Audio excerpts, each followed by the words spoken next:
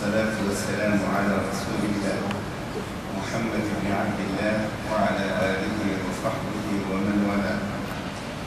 ربنا لا تزغ قلوبنا بعد إذ هديتنا وهب لنا من لدنك رحمة إنك أنت الوهاب. ربنا إنك جامع الناس ليوم لا ريب فيه إن الله لا يخلف الميعاد. ربنا عليك توكلنا وإليك أنبنا وإليك المصير. اللهم اجعل القرآن الكريم ربيع قلوبنا ونور صدورنا وجلاء همنا وذهاب حزننا. اللهم علمنا منه ما جهلنا وذكرنا منه ما نسينا واجعله شفيعنا يوم القيامة. وأحييكم أيها الإخوة بأطيب تحية، أحييكم بتحية الإسلام، فسلام الله عليكم ورحمته وبركاته. وبعد انتهينا من سورة الرعد إلى قوله تعالى: كما أرسلنا فيكم رسولا منكم يتلو عليكم الذي أوحينا إليك وهم يكفرون بالرحمن قل هو ربي عليه توكلت وإليه متاب. كما أرسلناك في أمة قد خلت من قبلها أمم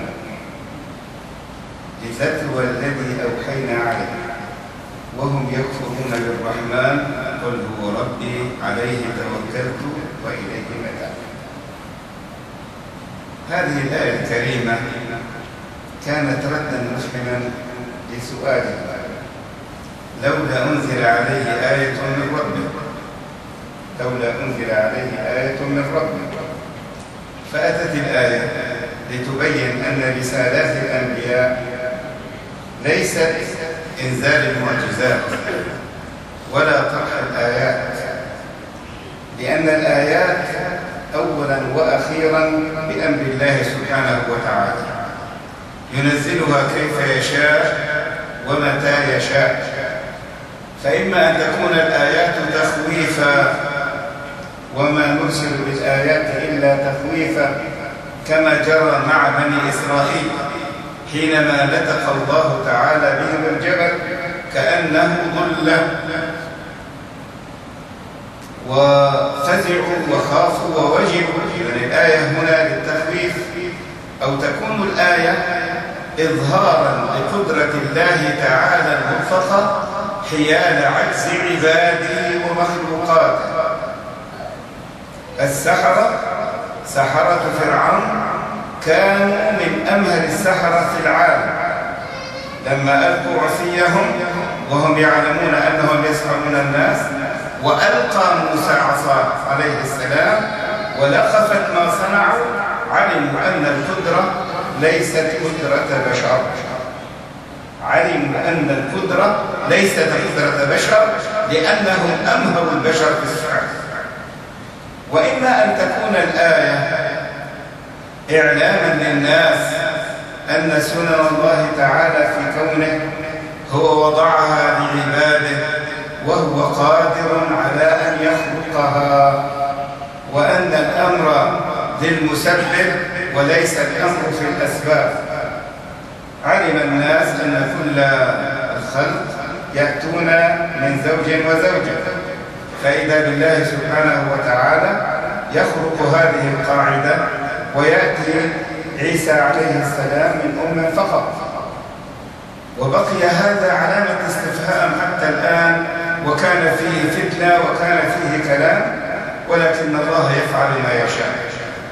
أو تكون الآية عبرة للأجيال المقبلة، كما كان في فرعون موسى عليه السلام: اليوم ننجيك ببدنك لتكون لمن خلفك آية.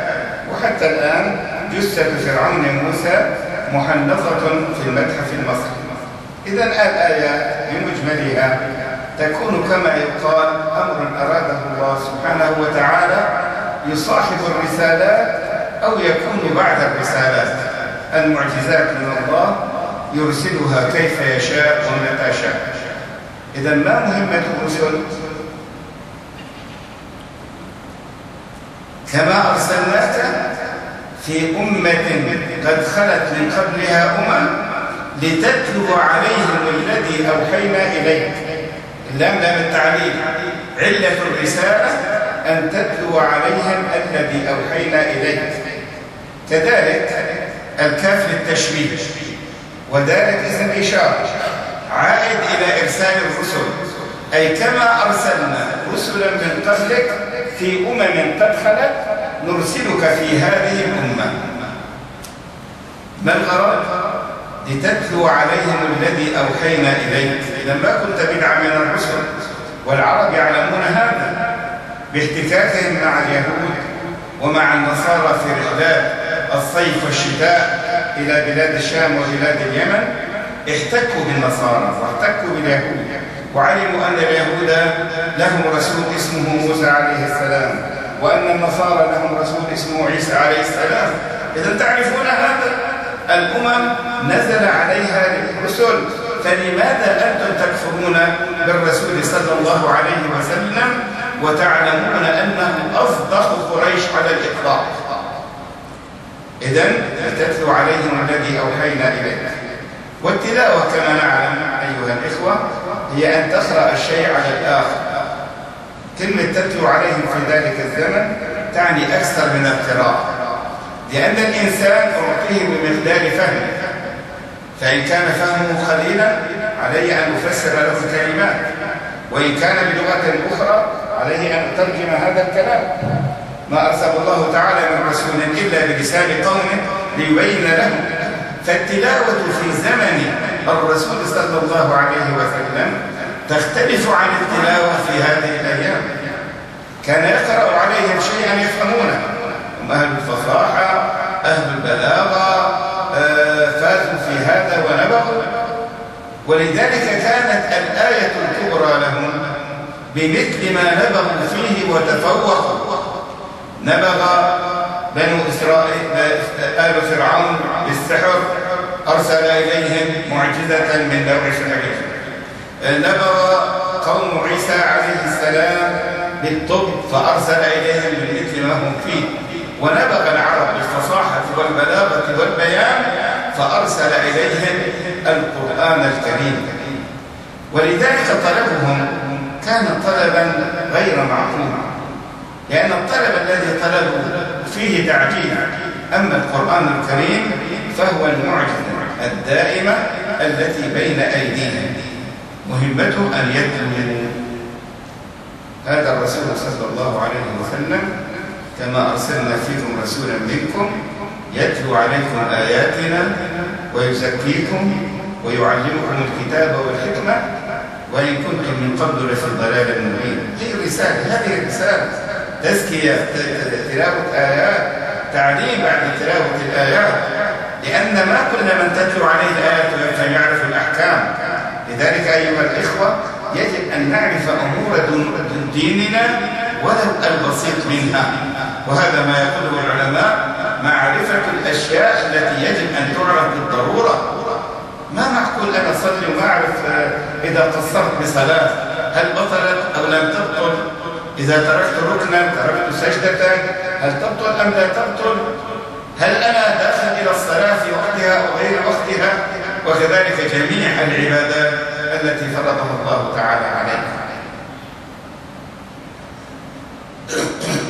إذا مهمة الرسل ورسولنا صلى الله عليه وسلم بالذات أن يتلو، ولكن ماذا بعد التلاوة؟ قل إنما أمرت أن أعبد رب هذه البلدة الذي حرمها وله كل شيء، وأمرت أن أكون من المسلمين وأن أتلو القرآن. طيب شو النتيجة؟ فمن اهتدى فإنما يهتدي لنفسه، ومن ضل فقل إنما أنا من المنذرين.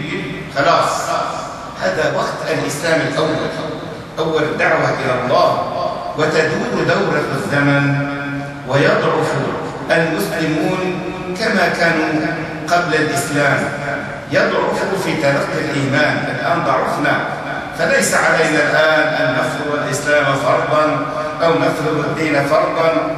يعني مع أسف سمعنا الآن في بعض البلاد يعني الإسلامية التي الفقر يغطيها من رأسها إلى أقدامها أصبحوا الآن أن يقتلون المرأة لأنها لم تغطي وجهها، يقتلون لا، هذا لا يجوز الآن. إخوان، افهموا الإسلام حقا. إذا أردت مجتمعا إسلاميا فاجعل هذا المجتمع مجتمعا كريما، مجتمع خير، مجتمع يستطيع أن يأكل ويشرب، مجتمع يستطيع أن يقاوم هذه الغزوات الوافدة علينا من الغرب. إذن هذه المهمة تتلو عليهم الذي أوحينا إليك وهم يكفرون بالرحمن، وهم يكفرون بالرحمن. في سبب النزول عدة أسباب وردت وكلها أسباب وجيهة. أولها في غزوة الحديبية أو صلح الحديبية، لما بدأ صلى الله عليه وسلم يملي بسم الله الرحمن الرحيم، قال سهيل بن عمرو من ضمن قريش: وما الرحمن الرحيم؟ لا نعرف هذا، قل باسمك اللهم. السلام قال: اكتبوا باسمك اللهم، هذا ما عهد عليه رسول الله. قال له: يعني قنعنا أنك رسول الله لما حاربناك، اكتب انتسب إلى أبيك، هذا ما عهد عليه محمد بن عبد الله، امحوها. المسلمون استصعب يمحون كلمة محمد رسول الله، فلم يمح. قال: دلوني عليها، كان أمي صلى الله عليه وسلم فمحاها بيده. هذا الذي جرى ليس يعني ضعفا أو تقصيرا من النبي صلى الله عليه وسلم أمام هؤلاء، لا، هو كان يفاوض ليصل إلى نتيجة، وهو الاعتراف بالكيان الإسلامي. لما يعترفون بالنبي صلى الله عليه وسلم وأن له الحق أن يدعو بين القبائل، وأن له الحق أن تكون له كيان، هذا غرضه. لو كان النقاش نقاش رسالة ونقاش نبوة لما رضي أبدا أن يمحى كلمة محمد رسول الله، لكنه في هذه القضية كان يفرض أمرا معينا. فنوسع عقولنا، لنوسع عقولنا في مناقشة الناس، وأمور الإسلام يجب أن تفهم كما وجهنا إليها كتاب الله وكما فعل رسول الله صلى الله عليه وسلم. هذا السبب الأول، وقد قال فيه أبو بكر رضي الله تعالى عنه: ما من نصر في الإسلام أعظم من نصر الحديبية، ما من نصر في الإسلام أعظم من نصر الحديبية. وهذا ما قرره القرآن الكريم: إنا فتحنا لك فتحا مبينا، سماه فتحا مبينا، فتح الحديبية ليغفر لك الله ما تقدم من ذنبك وما تأخر. هذا هو السبب الأول. السبب الثاني: لما قيل لهم اسجدوا للرحمن قالوا: وما الرحمن؟ كفروا بالرحمن، لا نعرف الرحمن. فنزل قول الله تعالى: قل ادعوا الله او ادعوا الرحمن ايما تدعوا فله الاسماء الحسنى.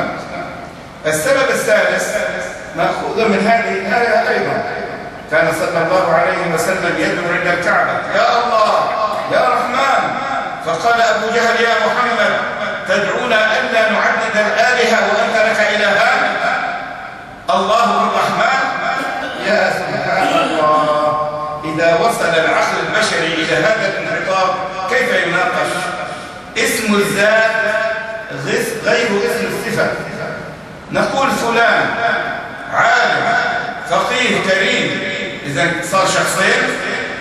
فلان اسم الذات، والصفة التي تأتي هي صفة له وتتعدد، ولله الأسماء الحسنى.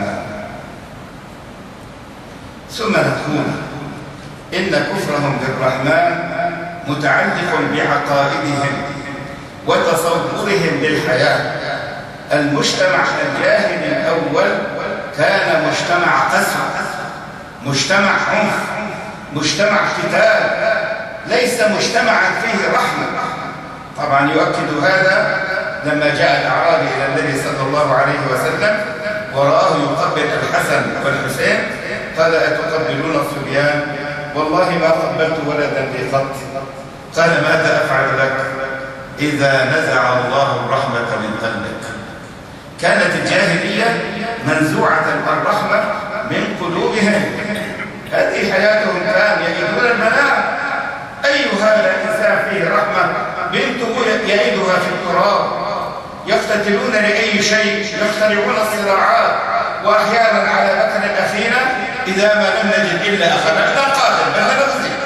لا، هذا ليس صفة.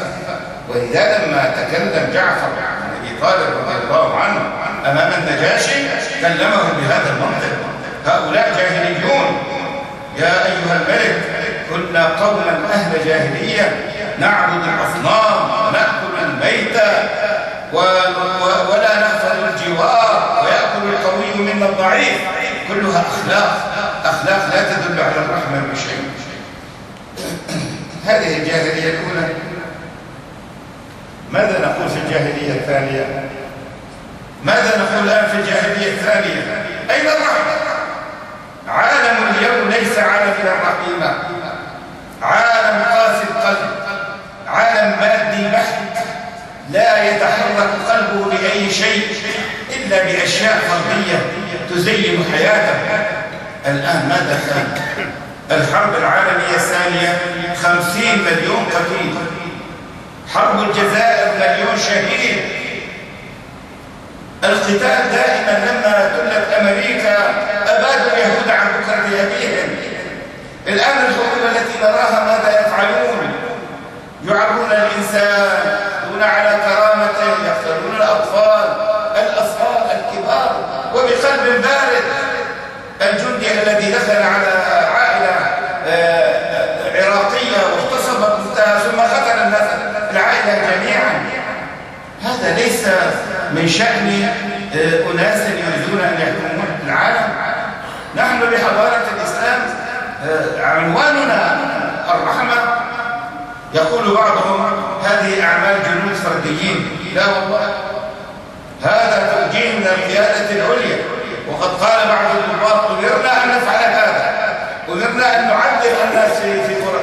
لا، وفي غيرة الماء أمر من القيادة العليا أن يعذب الناس، بينما عنواننا وما أرسلناك إلا رحمة للعالمين. رحمة عندنا الرحمة. وصلى الله عليه وسلم كان يرسل جنوده يعلم أن الحرب بعض الأحيان يرسل إنسان عقولهم، يصير: لا تغلوا، لا تغدروا، لا تقتلوا امرأة، لا تقتلوا طفلا، لا تقطعوا شجرة، لا تقتلوا بقرة، لا تعتدوا. يا سبحان الله، أين هذا من ذلك؟ فأمة الإسلام هي أمة الرحمة.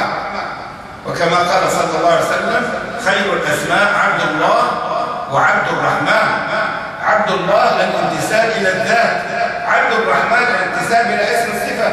لماذا اختار من 99 اسم الرحمن ولم يختار العزيز أو القوي أو المنتقم؟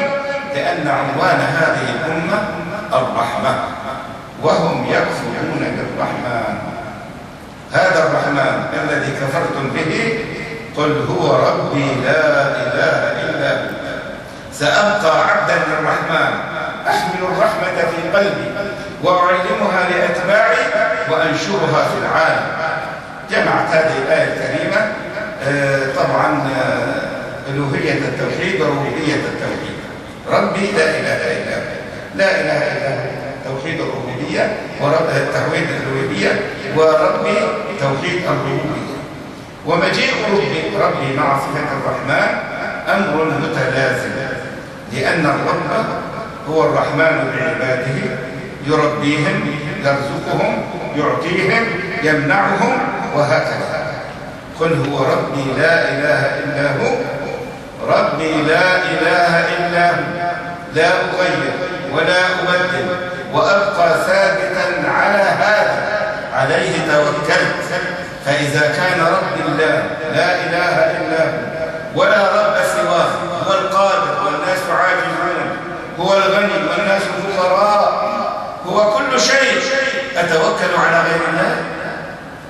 هل من العقل أن تتوكل على غير الله وأمامك الله القادر القوي الذي أمره بين كلمتين كن فيكون بين حرفين؟ عليه توكلت. فتوكل المسلم على الله تعالى وحده. وإذا أخذ المسلم بالأسباب يأخذها في نطاق التوكل على الله. ومعنى هذا ألا يشعر أن توكله على البشر أخرجه من التوكل على الله. تجي مثلا إنسان فاسد فاجر تدخل مشان ترجع عنده مصلحة، ما شاء الله ما في منك، أنت البر، أنت التقي، أنت الكذا، أنت الكذا، خرجت بهذا عن الدائرة الأصلية. والتوكل على الأخذ بالأسباب يحتمل أمرين آخرين: تفويض الأمر لله والثقة بوعد الله. أما تفويض الأمر لله تعالى: وأفوض أمري إلى الله إن الله بصير بالعباد. فوضت أمري إلى الله، بصير بي، يعلم ما يصلحني. أنا لا أعلم مصلحتي صدقا، نحن لا نعلم مصلحتنا، الله سبحانه وتعالى هو الذي يصلحنا. عند ذلك تدخل العناية الإلهية: فوقاه الله سيئات ما مكروا. هذا التفويض إلى الله والثقة بوعد الله أن الله ناصر مجيب الدعاء. لا تستعجلوا، لا تستعجلوا. في سورة يوسف كما مر معنا إجابة ما حصل ليوسف عليه السلام من الرؤيا كان بعد كم؟ بعد 40 سنة. بعد 40 سنة فسرت رؤيا يوسف. فلا نستعجل إذا قلنا لم يستجب لنا بسرعة. إذن عليه توكلت وإليه متاب. متاب تحتمل معنى التوبة والاستغفار. تبت إلى الله متابا أي استغفرت. والمتاب الرجعة إلى الله يوم القيامة. في الدنيا توبتك واستغفارك مع الله سبحانه وتعالى، وفي الآخرة أنك ترجع إليه. وكلما توطد في نفوسنا أننا إلى الله راجعون، وأننا أمامه محاسبون، وأننا مجزيون بما فعلنا، استقامت أمورنا في هذه الحياة. ثم يقول تعالى: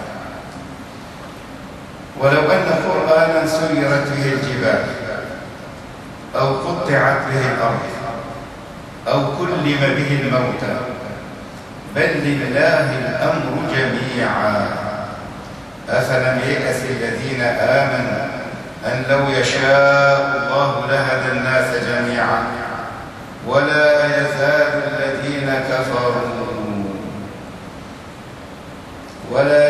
الذين كفروا تصيبهم بما صنعوا قارعة أو تحل قريبا من دارهم حتى يأتي وعد الله إن الله لا يخلف. كمان هنا في سبب من النزول يوضح كل هذه الآيات. أتى أبو جهل، وأبو جهل دائما الصورة الكافرة المعاندة التي تحاول أن تعطل حركة الإسلام، لكن الإسلام أقوى من أبو جهل وأقوى من الناس جميعا. وكلما جادل أبو جهل النبي صلى الله عليه وسلم ظهرت حسنة جديدة للإسلام. أتى أبو جهل وعبد الله بن أمية كلاهما من بني مخزوم. بنو مخزوم كانوا معروفون يعني بالشدة، والوليد بن المغيرة والد خالد رضي الله تعالى عنه فعل ما فعل كما تعلمون. أتوا إلى النبي صلى الله عليه وسلم قال: يا محمد نحن نتبعك لكن بشروط. تفضل. ما هي هذه الشروط؟ قال: كما قلت لنا إن الله سير مع داود الجبال،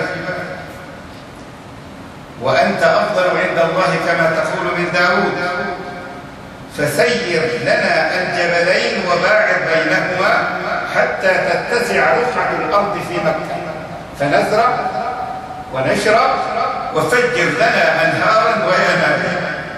هذا الطلب. كذلك سخر لنا الريح كما سخرت لسليمان ابن داود، فنذهب إلى بلاد الشام في يوم ونعود في يوم ونقضي حوائجنا، وأنت لست أقل عند الله من سليمان.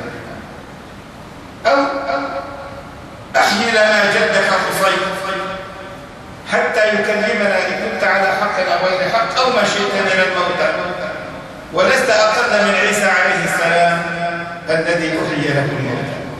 فنزلت هذه الآية الكريمة: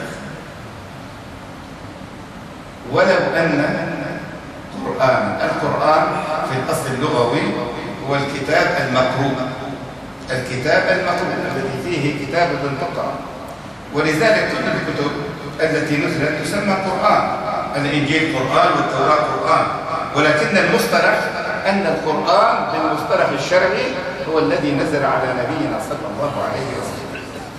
أي لو أن كتابا من الكتب السماوية السابقة، لو ما هي حرف امتناع لامتناع، يمتنع شيء فيمتنع ضده، يمتنع الشيء بغير بعكس لونه، حرف امتناع لوجود، يمتنع شيء فيوجد شيء آخر. هنا ما الذي امتنع؟ أي تمتنع الكتب السماوية الأولى أن تسير الجبال أو تقطع الأرض أو تكلم الموتى. وين الجواب؟ الجواب محذوف بالبديهة، وكل شيء يوافق البديهة هو الأقوى. أي لو أن القرآن سيرت فيه الجبال أو قطعت فيه الأرض أو كلم به الموتى لكان هذا القرآن أولى من كل تلك الكتب، لأن هذا القرآن خاتم الكتب السماوية فله القدرة أكثر منها وهو المهيمن عليها. إذن ليس قرآن وجد سيرت فيه الجبال أو قطعت به الأرض أو كلم حتى تطلبوا منا أن يكون هذا القرآن فاعلا لهذه الأفعال. ولو أن قرآنا سيرت به الجبال هذا معروف، قطعت به الأرض أي قطعت مسافاتها أو قطعت فكانت قطعة كما طلبوا هم، بين الجبلين تكون قطعة لكل إنسان يزرع فيها ويسقي ويجني بعد ذلك، أو كل من موتا كما يعني طلبوا أن يكلم قصي وعيسى عليه السلام أحيا الموتى. بل لله الأمر جميعا. في هذه الآيات الأمر لله جميعا، لا علاقة للرسل ولا علاقة يرسل متى شاء معجزاته، يوقفها متى شاء، معجزات في البشر معجزات في الجبل، ولكن البشر لا علاقة لهم بها. نقول لهؤلاء الذين ادعوا أنهم فصحاء العرب وبلغاء تطلبون معجزات خارج العقل البشري. لو نزلت هذه المعجزات وآمنتم لكنتم قد عطلتم عقولكم. آمنتم لأن المعجزة نزلت عليكم كما خاف بنو إسرائيل من نفس الجبل، إذن عطلتم عقولكم وعطلتم أفهامكم. بينما القرآن أتى في نطاق العقل البشري. القرآن عبارة عن آيات بينات في العقائد، في العبادات، في الأحكام، في الأخلاق، يفقهها البشر ويفهمونها ويجادلون فيها. أما تلك الآيات فخارج نطاق العقل البشري، وما كان خارج العقل البشري فيه معنى الإكراه ومعنى الإجبار، وما كان داخل العقل هو الذي يؤثر عليه. هذا أمر. الأمر الثاني، المعجزات لها صفة التوقيت أم صفة الدوام؟ توقيت. شق البحر من موسى رجع مثل ما كان، أكلت العصير خلاص انتهى. أما القرآن فله صفة الدوام. وهل يترك الإنسان العاقل معجزة لها صفة الدوام لمعجزة مؤقتة؟ يا إخواني الآن والله كل ما يجري في إعجاز القرآن واستنباطات العلماء وما نراه من هذا القرآن العظيم، هذا يثبت أنه على الدوام يبقى هذا القرآن معجزة الله سبحانه وتعالى الكبرى في خلقه. لذلك صلى الله عليه وسلم أمر أن يتلو القرآن ويعلمه للناس، ونحن المسلمين مأمورون أن نفعل ذلك وراءه. يجب أن نعترف الآن أننا عطلنا القرآن وهجرنا القرآن، وبخاصة في ميدان الحكم والتشريع. يا أخوانا ما جرى بهذه الأمة؟ عطلنا كتاب الله، عطلنا التشريع والحكم المنزل من عند الله سبحانه وتعالى، ثم نقول ننتصر ونغلب ونتوحد. يعني لا نقول هذا مبالغة، كل ما يجري فينا نستحق، كل ما يجري على أرضنا نستحقه، لأننا خالفنا أمر الله سبحانه وتعالى. أفلم ييأس الذين آمنوا أن لو يشاء الله لهدى الناس جميعا. هنا كلمة يأس، اليأس المعنى المتبادر إلينا هو القنوط. يأسنا من الشيء فنطلع منه خلاص، يعني لا نعتقد أنه سيقع أو سيكون. يأسنا حتى إذا استيأس الرسل هناك أتاهم نصرنا. لماذا أتاهم نصرنا مع اليأس؟ لأن حالة اليأس إقرار بالعجز. خلص المشكلة كله يأس منها، يأس أن أوظف، يأس أن يكون لي ولد، يأس إذا وصلت إلى درجة الأمر كله متروك بعد ذلك لمن؟ لله سبحانه وتعالى. عندها يأتي نصر الله سبحانه وتعالى. إذا معنى اليأس القنوط. المعنى الآخر كما أورده المفسرون من القرطبي أن يئس بمعنى علم في لغة من لغات العرب. يئس علم، ألم يعلم هؤلاء المؤمنون وألم ييأسوا، وكلاهما يتمم بعضا. يئست أو علمت أن هؤلاء يعني يمكن أن يؤمنوا، لا ييأس فيه. اعلموا واقنطوا أن إيمانهم ليس بأيديكم ولكن بيد الله سبحانه وتعالى. لو شاء الله تعالى لهدى من في الأرض جميعا. ماذا نستنبط من هذا في تطبيقات الدعوة الحالية؟ إخواني، بعض الأحيان ننشغل بغيرنا عن أنفسنا، ننشغل بالآخرين عن الكيان الدعوة الحقيقي. نناقشهم ليل نهار وصباحا مساء وكذا، والحقيقة هذا أمر يظهر يعني الإعلام الغربي الوافد المخالف للإسلام أدخن وفهم. كثر الندوات، كثر المجادلات، ملاو الفضائيات، مناقشات ومجادلات وكذا وكذا، وننصرف عن الأمر الأول، حتى وصل الأمر بنا أن المسلم بكل صفاقة يقول هذه الآية من القرآن غلط، خلاص والناس يسمعون. لماذا نناقشهم في أمر ليس هو الأساس؟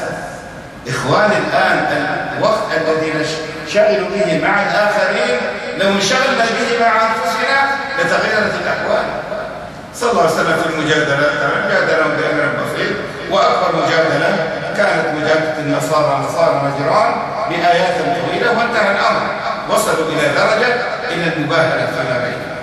إذن لا نجادل كثيرا وننتبه إلى أنفسنا، وقد علمنا أن لا نماري، فإن المراء لا يأتي بخير. حجة نقدمها، الآخر ينقضها، نعيدها ينقضها، نعيدها ينقضها 5-6 مرات في الجلسة الواحدة، لا، بعد جلسة واحدة وانتهى الأمر بيننا وبينهم. دعاة الإسلام الأفضل لهم أن ينشغلوا بأنفسهم أكثر مما ينشغلوا بغيرهم، هذا أمر محدد. ولا يزال الذين كفروا تصيبهم بما صنعوا قارعة أن تحل قريبا من ذلك.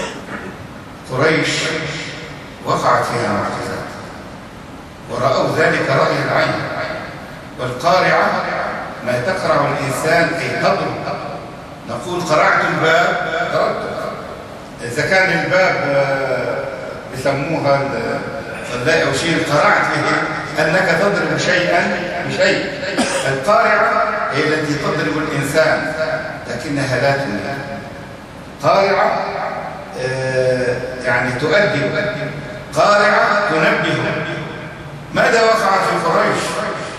وقعت فيهم سنين وقهر، حتى كانوا يروا الأرض وكأن فيها دخان، يعني الأرض من كثرة القحط لا في ماء ولا في، كأنها دخان. وتضرعوا إلى الله ربنا اكشف عنا سننام لم يؤمنوا بعد هذا. هذه قارعة.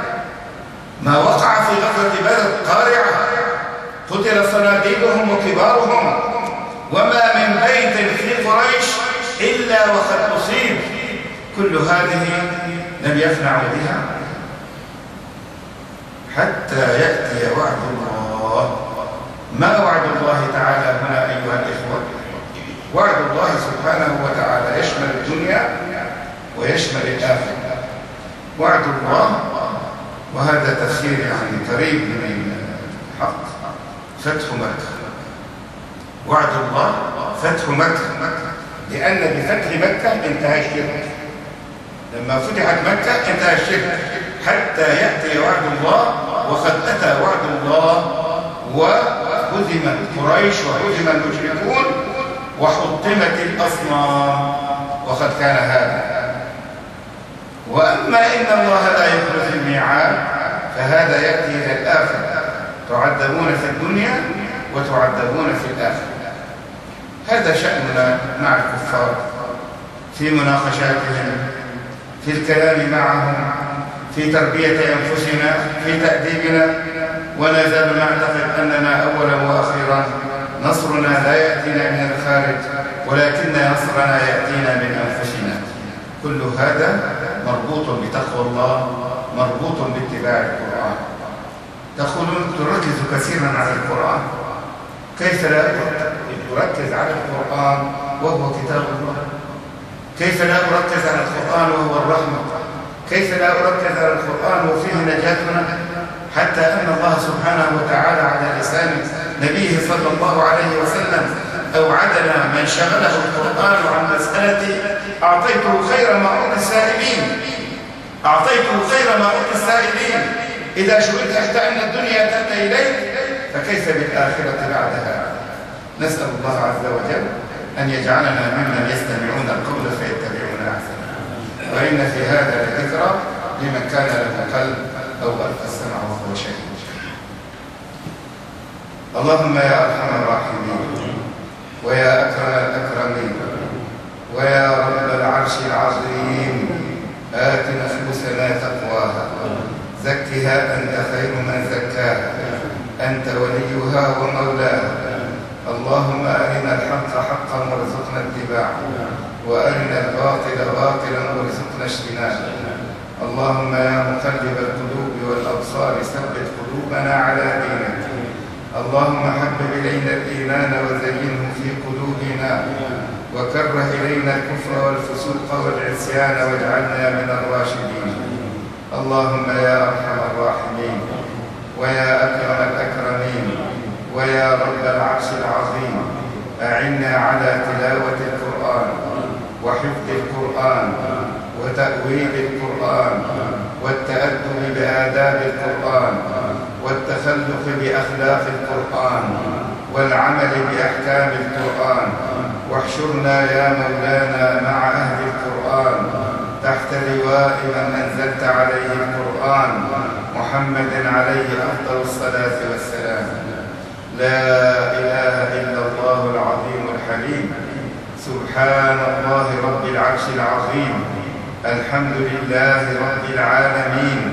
اللهم إنا نسألك موجبات رحمتك وعزائم مغفرتك والغنيمة من كل بر والسلامة من كل إثم. اللهم لا تدع لنا في مجلسنا هذا ذنبا إلا غفرته، ولا هما إلا فرجته، ولا حاجة من حوائج الدنيا والآخرة لك فيها رضا إلا قضيتها ويسرتها يا أرحم الراحمين. اللهم يا كريم يا عظيم يا رحيم، اللهم يا الله يا رحمن يا حنان يا منان يا حي يا قيوم يا بديع السماوات والأرض يا ذا الجلال والإكرام يا ذا المن والإنعام، برحمتك نستغيث فأغثنا. اللهم فاغفر لنا ذنوبنا واقبل دعاءنا ويسر أمورنا واشرح صدورنا واختم بالصالحات أعمالنا. اللهم لا تدع لنا هما إلا فرجته، ولا ضيقا إلا وسعته، ولا حاجة من حوائجنا إلا قضيتها يا رب العالمين يا أرحم الراحمين ويا أكرم الأكرمين ويا رب العرش العظيم. على كتابك اجتمعنا وعلى كتابك نتفرق، اللهم فاجعل جمعنا هذا جمعا مرحوما وتفرقنا من بعده تفرقا معصوما. لا تدع فينا شقيا ولا عاصيا ولا محروما، اللهم لا تدع فينا شقيا ولا عاصيا ولا محروما، وهبنا برحمتك وإحسانك يا أكرم الأكرمين. سبحان ربك رب العزة عما يصفون وسلام على المرسلين والحمد لله رب العالمين.